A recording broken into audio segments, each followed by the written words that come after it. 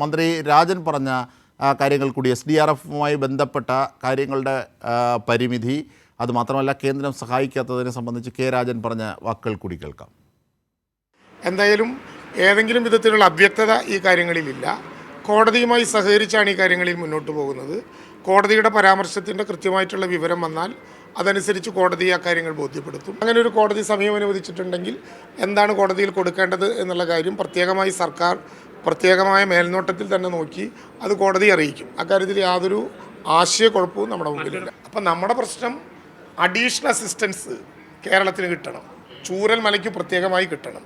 അല്ല, ഒരു പ്രശ്നവുമില്ല. കേരളം ആവശ്യപ്പെട്ട 3 കാര്യങ്ങളിൽ 3 നടപ്പിലാക്കപ്പെട്ടിട്ടില്ല. അതാണ് കേരളത്തിൻ്റെ പ്രശ്നം. SDRFിൻ്റെ മാനദണ്ഡങ്ങൾ അനുസരിച്ചിട്ടുള്ള പണം മാത്രമേ കേരളത്തെ പോലൊരു സംസ്ഥാനത്തിന് ഞങ്ങൾ തരുള്ളൂ എന്നാണ് മറുപടിയെങ്കിൽ അത് പറഞ്ഞോട്ടെ. കേരളം മറ്റു വഴി നോക്കും. ഒരു കാരണവശാലും ഒരാളെയും അനാഥമാക്കില്ല.